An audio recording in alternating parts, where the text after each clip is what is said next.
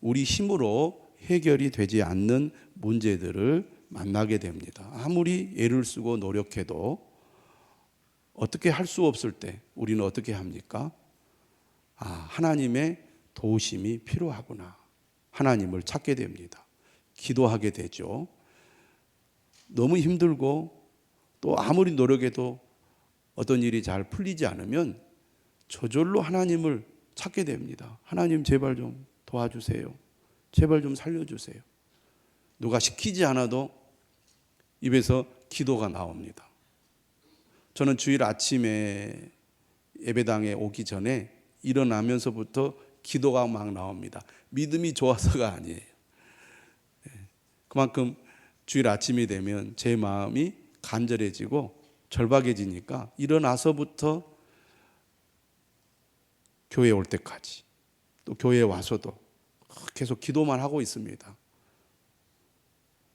상황이 또 환경이 우리를 하나님께로 나아가게 합니다.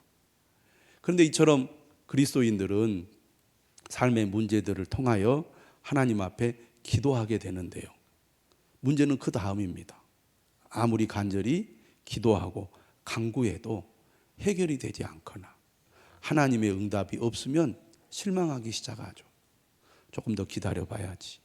하나님이 응답해 주시겠지. 그리고 더 간절히 기도합니다. 그래도 응답이 없으면 낙심하게 되죠. 기도해도 소용이 없구나. 하나님은 내 기도를 들어주지 않으시는구나. 그런 마음이 들기 시작하면 기도를 중단하게 되고 기도를 포기하게 됩니다. 여러분, 그리스도인 가운데 기도 안 해본 사람이 어디 있겠습니까? 기도 안 하는 그리스도인이 어디 있겠습니까? 그런데 기도의 벽에 부딪혀서 기도를 중단하거나 기도의 열심을 잃어버린 사람들이 너무너무나 많다는 사실입니다. 여러분은 지금 어떻습니까? 지금도 간절히 하나님께 기도하고 있습니까? 아니면 실망하고 낙심하여 기도하는 것을 중단하고 있지는 않습니까? 오늘 예수님께서는 우리에게 뭐라고 말씀하십니까? 구하라, 그리하면 받을 것이요. 찾으라, 그리하면 찾아낼 것이요. 문을 두드리라, 그리하면 열릴 것이라고 말씀합니다. 무슨 얘기입니까? 기도해야 된다는 겁니다. 어떻게 기도해야 한다는 말입니까? 계속해서 응답이 올 때까지 포기하지 않고 끈질기게 기도하라고 예수님은 우리에게 말씀하고 있습니다. 구하라, 찾으라, 문을 두드리라. 표현은 다르지만 다 기도하라는 말씀입니다. 반복하기 위해서 다른 표현을 사용하시는 거죠. 구하라, 찾으라, 문을 두드리라. 그것을 예수님께서 2번이나 반복하고 있습니다. 다시 여러분 본문을 보실까요? 구하라, 그리하면 너희에게 주실 것이요. 찾으라, 그리하면 찾아낼 것이요. 문을 두드리라, 그리하면 너희에게 열릴 것이니. 이렇게 끝내도 되는데 예수님은 다시 반복해서 8절에 이렇게 말합니다. 구하는 이마다 받을 것이요. 찾는 이는 찾아낼 것이요. 두드리는 이에게는 열릴 것이니라. 3중 강조법을 사용해서 2번이나 반복하여 기도가 중요하다. 기도해야 된다. 끈질기게 간절한 마음으로 집념을 가지고 기도해야 된다. 이렇게 말씀하고 있는 것입니다.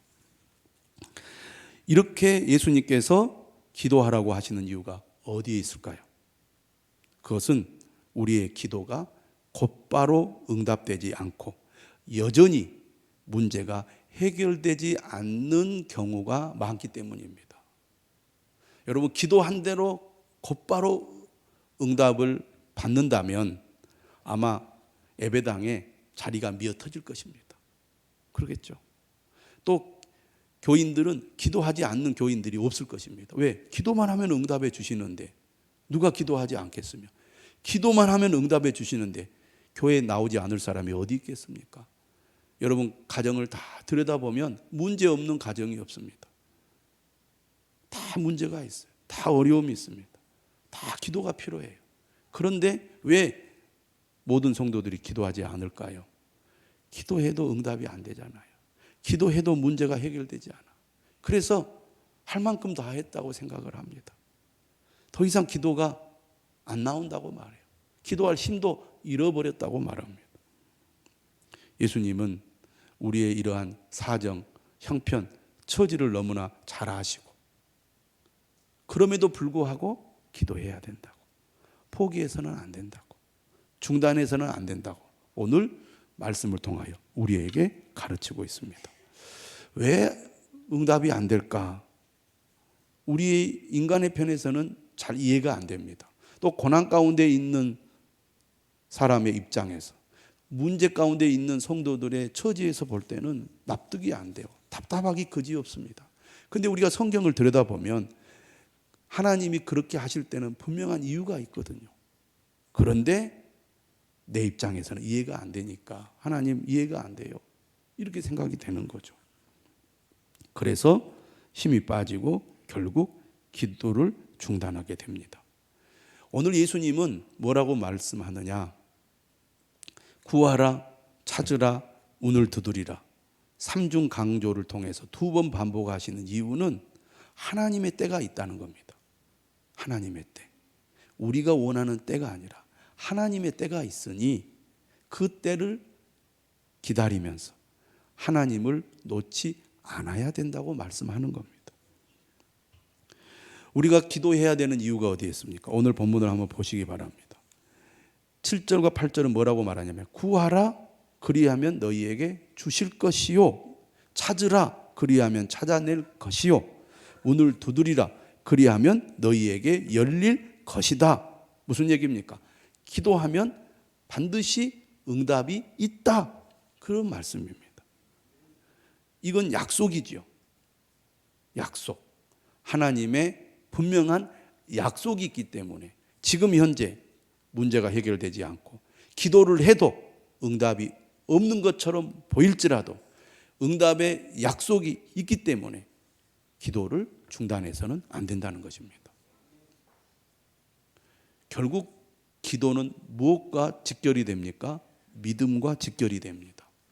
여러분, 우리가 무엇을 구할 때 반드시 그것을 얻을 수 있다는 확신이 있으면 끝까지 구하죠. 그런데 우리가 구하다가 포기하는 이유가 어디에 있습니까? 그것을 얻을 수 있다는 확신이 없기 때문입니다. 없나 보다, 구할 수 없나 보다, 얻을 수 없나 보다 라는 생각이 드는 순간 중단하게 됩니다.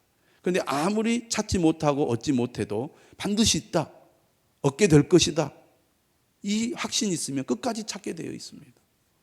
여러분, 우리가 질병에 걸려서 병을 치료할 때 치료할 수 있다는 확신이 있으면 끝까지 우리가 찾고 또 찾아서 병을 치료하지만 더 이상 치료의 길이 없습니다 라는 것을 우리가 알게 되면 더 이상 어떻게 할 수가 없는 것이죠. 하나님은 어떤 분이신가? 반드시 응답하시는 분이십니다. 할렐루야. 이게 믿음이라는 거죠. 나는 하나님을 믿습니다. 이렇게 우리가 말하지만 응답해 주신다는 주님의 약속을 믿지 않는다면 그것은 그냥 말로만 믿는 거예요. 주님이 약속하셨잖아요. 그럼 우리가 믿어야 되잖아요. 믿는다면 우리가 포기하지 말아야 한다는 것입니다. 우리가 응답을 확신할 수 있는 이유가 어디에 있습니까? 바로 하나님 때문입니다. 오늘 성경은 뭐라고 얘기하느냐? 11절을 보시면 이렇게 얘기합니다. 너희가 악한 자라도 좋은 것으로 자식에게 줄 알거든. 그렇죠. 악한 자라도 좋은 것으로 자식에게 주는 것이 부모죠. 그런데 하나님은 어떤 분이라고 말하냐면 우리 아버지라고 말합니다. 하물며 하늘에 계신 너희 아버지께서, 하늘에 계신 너희 아버지께서 구하는 자에게 좋은 것으로 주시지 않겠느냐. 악한 자, 다시 말하면 악한 아버지도 자식에게는 좋은 것을 주신다는 것은 우리 하늘의 아버지는 어떤 아버지라는 말씀이에요? 좋으신 아버지죠. 따라서 합시다. 우리 하나님은 좋으신 아버지다. 예. 좋으신 아버지는 자식에게 좋은 것을 주려고 합니다. 저희 아버지께서도 건강이 갑자기 쇠약해져 가지고 사경을 헤매는 것 같은 불안을 자녀들에게 주었는데 제가 가서요, 찬송하고 기도해 주셨더니 많이 회복이 됐어요. 그래서 내가 이번 주 딱 갔더니 우리 아버지가 환하게 웃으면서 바로 지갑을 찾으러 가십니다. 그래서 엄마한테 말하지 말라고 딱 돈을 주지 말라고 해도 막 주기를 기뻐하시는 우리 아버지, 좋으신 아버지입니다. 할렐루야. 네, 90살 잡수셨어요. 마태복음을 통해서 우리가 발견하는 예수님은 어떤 예수님이냐면 긍휼의 예수님입니다. 마태복음은 긍휼을 강조해요. 우리가 예수님을 닮아갈수록 우리는 어떤 사람이 되어갑니까? 긍휼의 사람이 되어가요. 바리새인과 서기관들은 누구보다도 하나님을 잘한다고, 하나님을 잘 믿는다고, 하나님의 말씀대로 산다고 주장하지만 그들의 마음에는 뭐가 없어요? 긍휼이 없습니다.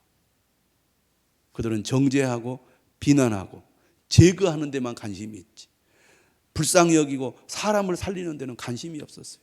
그건 하나님의 의도가 아니었습니다. 율법을 주신 목적은 정죄하라고 주신 게 아니에요. 회복하고 살리라고 주신 거지. 그 중심에는 하나님의 긍휼하심이 있습니다. 예수님의 마음에도 긍휼이 있어요. 그러니까 은혜를 받은 사람, 신앙이 성숙한 사람은 어떤 마음이 충만합니까? 긍휼의 마음. 그래서 예수님은 산상수훈을 통해서도 마태복음을 통해서 계속 뭘 강조하냐면 용서를 강조하시는 거예요. 용서하라는 거죠. 히스기야 왕을 여러분 기억하실 겁니다. 그가 사형 선고를 받았어요. 하나님께서 뭐라고 말씀하십니까? 네 생명이 다했으니 죽을 준비를 하라고 그럽니다. 그러자 그가 어떻게 해요? 벽을 보고 하나님 앞에 간절히 기도합니다. 하나님이 뜻을 돌이키셨어요. 왜? 긍휼의 하나님이니까. 그의 생명을 15년이나 연장시켜 주셨습니다. 우리 아버지, 하나님 아버지는 좋으신 아버지십니다. 긍휼의 아버지십니다. 우리 아버지는 어떤 아버지냐면요, 오늘 11절에 보니까 하늘에 계신 우리 아버지. 예수님은 주기도문을 가르치시면서도 하늘에 계신 우리 아버지라고 가르치십니다. 하늘에 계시다는 것은 무엇을 의미합니까? 이 땅의 존재와 다르다는 거예요. 하늘에 계신 우리 아버지는 전능하신 아버지십니다. 인간은 한계를 가지고 있어요. 하나님은 한계가 없으신 분입니다. 전능하신 우리 아버지가 우리를 긍휼히 여기셔서 우리에게 가장 좋은 것으로 주신다는 것을 믿으시기를 바랍니다. 그 하나님의 약속이에요. 구하라 그리하면 너희에게 주실 것이요, 찾으라 그리하면 찾아낼 것이요, 문을 두드리라 그리하면 열릴 것이니. 분명한 약속입니다. 포기하지 말고 끝까지 하나님을 찾고 구하면 반드시 하나님께서 은혜를 주신다는 것입니다. 따라서 합시다. 간절하게 끈기를 가지고 집념을 버리지 말자. 네. 하나님께서는 일부러 우리의 삶을 부족하게 하실 때가 있습니다. 그리고 우리에게 이렇게 말씀하십니다. 따라서 합시다. 구하라. 우리의 삶을 부족하게 만드시고 난 다음에 구하라고 하세요. 하나님께서는 일부러 우리에게 필요한 것들을 감춰 놓으실 때가 있습니다. 이렇게 우리 삶의 중요한 것을 감추신 후에 말씀하십니다. 따라서 합시다. 찾으라. 하나님께서는 일부러 우리의 삶의 문제를 때때로 닫으실 때가 있어요. 일부러 우리의 삶의 문을 닫으신 후에 또 이렇게 말씀하십니다. 문을 두드리라. 따라서 합시다. 문을 두드리라. 산상수훈은 매우 중요한 예수님의 말씀이죠. 5장부터 7장까지 되어 있는데 산상수훈을 보면 기도에 관한 말씀을 두 차례나 매우 비중 있게 다루시죠. 6장에서는 우리가 피해야 될 기도의 자세에 대해서, 그리고 기도를 어떻게 해야 될지 주기도문을 가르치셨습니다. 그리고 7장에서는 이처럼 구하라, 찾으라, 문을 두드리라, 기도의 방법에 대해서 말씀을 하고 계시죠. 오늘 우리는 이 말씀을 통하여 무엇을 깨달아야 됩니까? 우리가 겪고 있는 삶의 어려움과 문제는 우리로 하여금 하나님께 기도하게 하는 기회다. 기도하게 하시려고 우리에게 기회를 주시는 것이다. 그렇게 우리가 생각을 해야 된다는 것입니다. 하나님은 우리가 감당하지 못할 시험도 안 주실 뿐 아니라 쓸데없고 무익한 시험과 고난도 안 주신다는 사실을 꼭 기억하십시오. 믿음으로 하나님께 나아가시기를 바랍니다. 앞이 캄캄하고 여전히 문제는 해결되지 않고 해결될 기미가 보이지 않는다 할지라도 약속의 말씀을 굳게 붙들고 하나님을 끝까지 신뢰하면서 하나님을 구하고 하나님을 찾고 하나님의 문을 두드리시기를 바랍니다. 마태복음 15장 21절에서 28절 우리가 지난주 묵상을 했는데요. 가나안 여자가 나옵니다. 예수님께서 유대인들이 사는 이스라엘 땅에서 복음을 전할 때 예수님 고향 사람들도 배척하고 심지어 바리새인들이나 서기관들, 종교 지도자들이 예수님을 거부했습니다. 그런데 가나안 땅에 들어갔더니 사람들이 열렬히 예수님을 환영해요. 그 가운데 가나안 여인이 나옵니다. 예수님이 가는 곳마다 사람들이 모여들기 때문에 예수님을 가까이서 만난다는 게 쉽지 않았습니다. 그 가운데 가나안 여인이 있었습니다. 마가복음에 보면 수로보닉의 여인이라고 나옵니다. 이 여인이 예수님을 간절히 찾아요. 뭐라고 얘기하느냐? 주 다윗의 자손이여 나를 불쌍히 여기소서. 점잖게 말하는 게 아닙니다. 여러분, 우리가 모든 게 안정되고 평안하면요 점잖게 말합니다. 근데 지금 절박하고 다급해. 지금 큰일 날 상황이에요. 그러면 그때 점잖게 말할 사람이 어디 있겠습니까? 소리를 지를 수밖에 없습니다. 이 여인도 소리를 질렀어요. 얼마나 소리를 질렀던지 제자들이 귀가 따가웠던 것 같아요. 누가 계속 부르면 얼마나 신경이 쓰입니까? 그러니까 제자들이 와서 예수님께 말합니다. 그 여자가 우리 뒤에서 소리를 지르오니 그를 보내소서. 그러니까 여자가 소리를 질러도 예수님이 못 들은 척하고 있었던 거예요. 그러니 답답한 제자들이 예수님 빨리 저 여자 좀 처리해 주세요. 그렇게 부탁을 한 겁니다. 그러자 예수님 뭐라고 하셨습니까? 나는 이스라엘 집에 잃어버린 양 외에는 다른 데로 보내심을 받지 아니하였노라. 나는 이스라엘 사람들, 하나님의 선택된 유대인들을 위해서 이 땅에 왔지 이방인들을 위해서 온 것이 아니다. 거절하셔 버립니다. 그러니까 이 여자가 어떻게 했겠어요? 여러분, 내가 힘들고 어려운데 무시를 당하고 거절을 당하면요 자존심이 얼마나 상한지 모릅니다.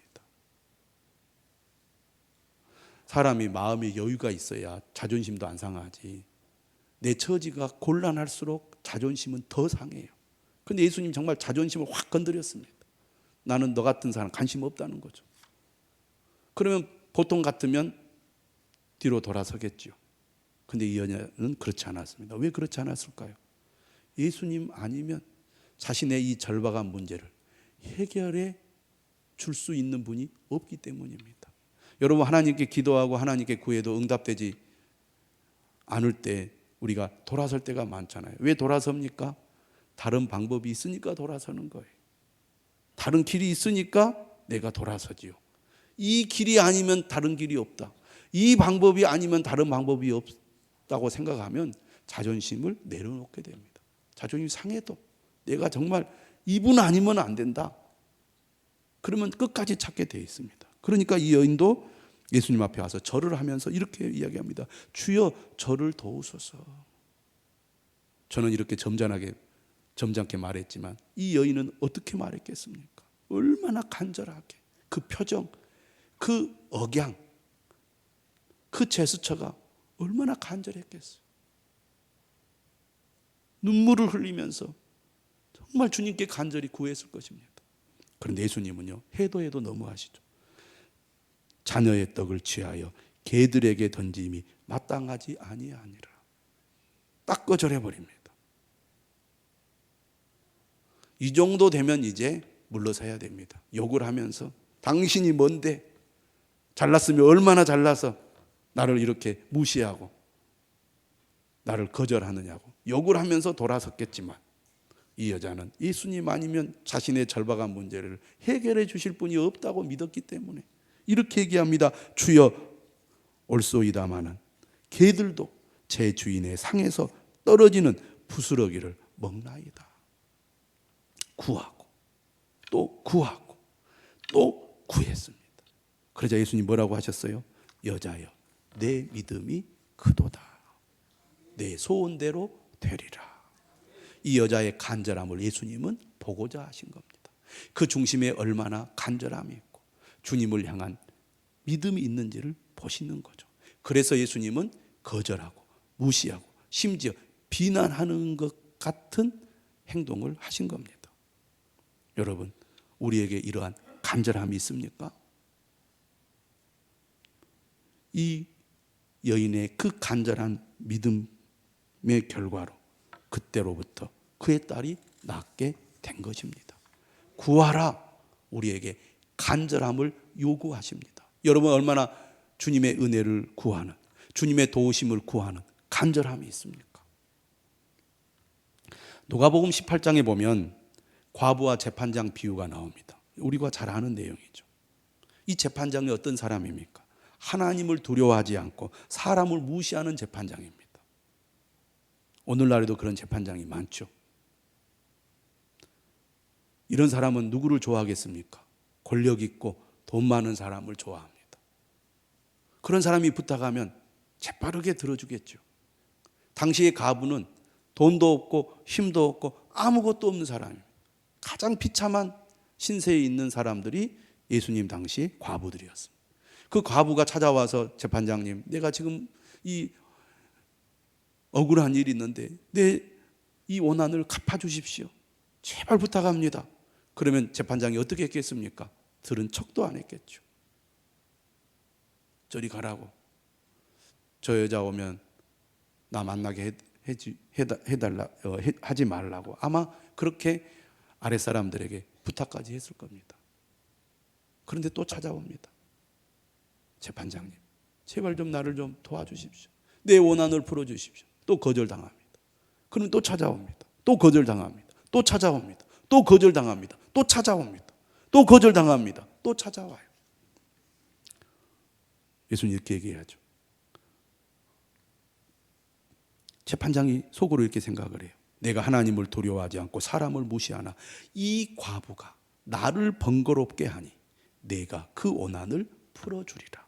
그렇지 않으면 늘 와서 나를 괴롭게 하리라. 얼마나 끈질깁니까? 주님은 우리가 이처럼 끈기를 가지고 주님을 찾기를 원하십니다. 여러분은 얼마나 끈기를 가지고 주님을 찾고 있습니까?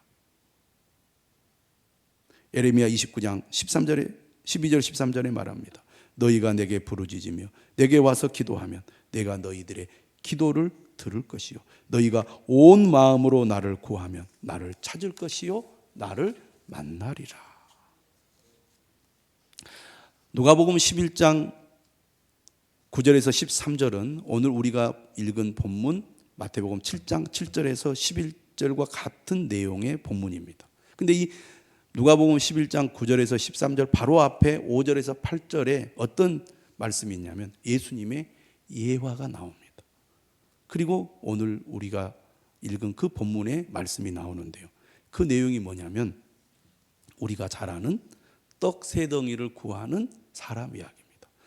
중동 지역은 손님들을 접대하는 문화가 있죠. 지금도 그런 문화가 있습니다.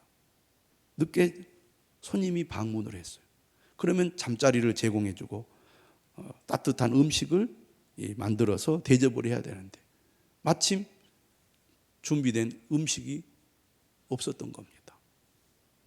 떡이라는 것은 그들 빵을 가리키는 거죠. 그들의 주식입니다. 빵이 있어야 음식을 대접하는데 빵이 다 떨어졌어요. 우리처럼 밥을 지어서 만드는 그런 문화가 아니잖아요.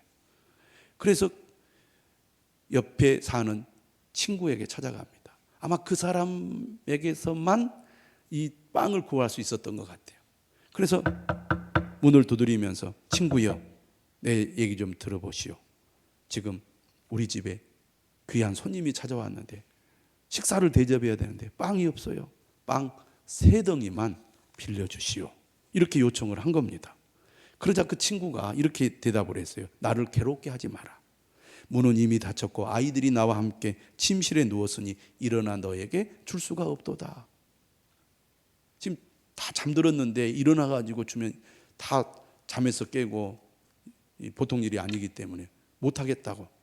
그렇게 거절을 한 겁니다. 그러니까 이 친구가 계속 문을 두드립니다. 내 사정 좀 봐달라고. 제발 좀 떡 3덩이만 달라고.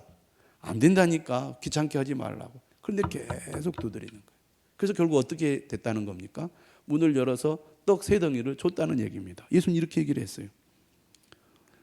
비록 벗됨으로 인하여서는 일어나서 주지 아니할지라도 그 간청함을 인하여 일어나 요구대로 주리라. 집념을 가지고 하나님께 매달리라는 것입니다. 집념을 가지고. 구하고 찾고 두드리는 자에게 주시겠다는 뜻은 가만히 있는 자에게 주시겠다는 뜻이 아니라 적극적으로 믿고 행동하는 자에게 주시겠다는 것입니다. 여러분, 구하는 것은 나는 아무것도 할 수 없다는 자기 부족의 인식에서부터 시작한다는 것을 기억하시기를 바랍니다. 병원에 가보면 환자들이 얼마나 많은지 모릅니다. 그런데 어떤 사람은 일찍이 병원을 찾아서 악화되기 전에 치료를 하여 회복되는 분들도 있고요. 어떤 분들은 치료 시기를 놓쳐서 회복이 안 되는 분들도 있습니다.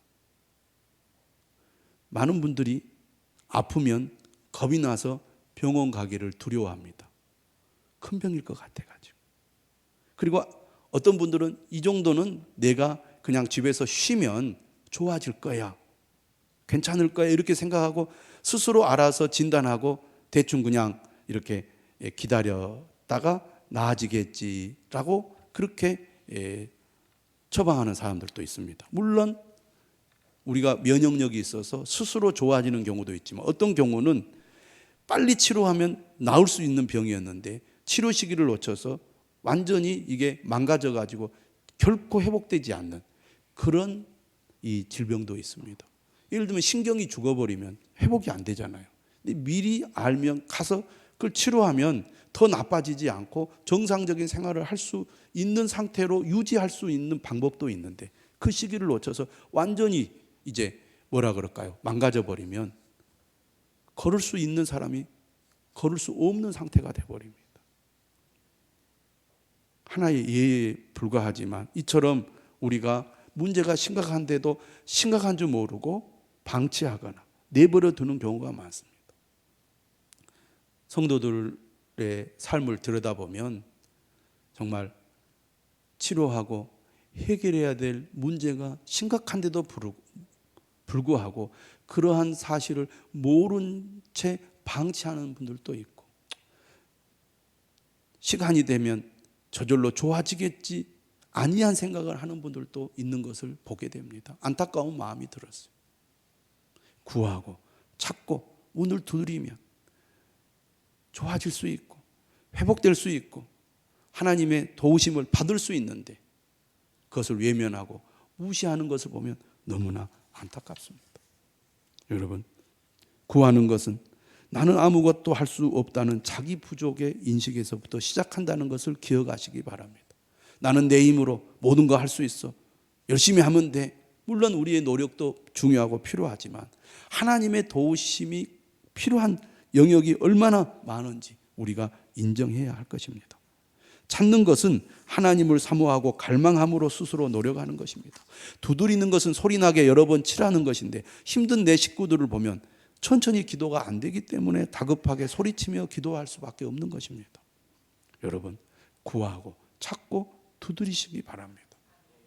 오늘 우리가 읽은 말씀, 이 7장의 구하라는 말씀 앞에는 6장에 염려하지 말라는 예수님의 말씀이 있습니다. 염려하지 말라는 말씀 다음에 오늘 구하라는 말씀이 나옵니다. 무슨 얘기입니까? 기도는 염려를 해소하는 백신이라는 거예요. 우리는 늘 염려를 안고 삽니다. 염려, 근심, 걱정이 늘 우리 마음을 짓눌러요. 그런데요, 주님은 우리에게 뭐라고 얘기하는 겁니까? 기도하면 염려가 잠잠해지지만 기도를 하지 않으면 염려가 극성을 부릴 거라는 겁니다. 오늘도 염려를 가지고 주님 앞에 나왔습니까? 늘 마음속에 염려가 끊이지 않습니까? 주님 우리에게 말씀하십니다. 구하라, 찾으라, 문을 두드리라. 좋으신 아버지께서 우리에게 반드시 응답해 주실 것을 믿으시기를 바랍니다. 내일부터 부흥성회가 있습니다. 부흥성회는 교회가 하는 행사 중에 가장 큰 행사고 중요한 행사죠. 여러분이 정말 하나님의 은혜를 구하시기 바랍니다. 하나님의 도우심을 여러분 간절히 찾으시기를 바랍니다. 하나님께서 여러분의 문제를 해결해 주시기를 간절히 끈기 있게 집념을 가지고 두드리시기를 바랍니다. 반드시 도와주시고 은혜 주실 줄로 믿습니다. 미국의 켄터키주의 작은 마을 에즈버리 대학교에서 기도의 운동이 일어났습니다. 찬양하고 기도하는 것 시키지도 않았는데 수요 예배가 끝난 다음에 몇 명의 학생들이 가지 않고 기도를 했어요. 그것이 소문이 나서 24시간 기도를 무려 3주간이나 계속 지속했습니다. 3주간이나 24시간. 그것이 소문이 나면서 전국 각지, 미국이 얼마나 땅덩어리가 큽니까? 전국 각지의 사람들이 은혜를 사모하여 모여들기 시작했습니다. 미국이 반기독교 문화와 정서, 그리고 어떻든 이 지성주의 때문에 사람들이 기독교 신앙을 멀리하고, 또 대학생들이 세속의 문화에 빠져들어서 온갖 불신앙에 사로잡혀 있었습니다. 그런데 하나님의 은혜를 간절히 사모하는 마음이 일어나기 시작했어요. 성령의 은혜가 부어진 거죠. 그래서 미국 각지에서 모여들어서 24시간 찬양과 기도와 예배를 드립니다. 그리고 막 외국에서도 모여들어요. 그 하나님의 은혜를 사모하는 마음으로. 미국의 기독교의 큰 획기적인 아마 전환이 있는 집회였을 것입니다. 오늘 우리에게도 이런 부흥의 역사가 필요합니다. 하나님이 하시는 일이고 하나님이 하셔야 되는 일입니다. 오늘 우리 자녀들이, 또 우리의 미래가, 우리의 가정이, 우리의 교회가 영적인 각성이 필요하고 영적인 부흥이 필요한 때입니다. 사랑하는 여러분, 구하고 찾고 문을 두드리는 저와 여러분들이 되시기를 주님의 이름으로 축원합니다.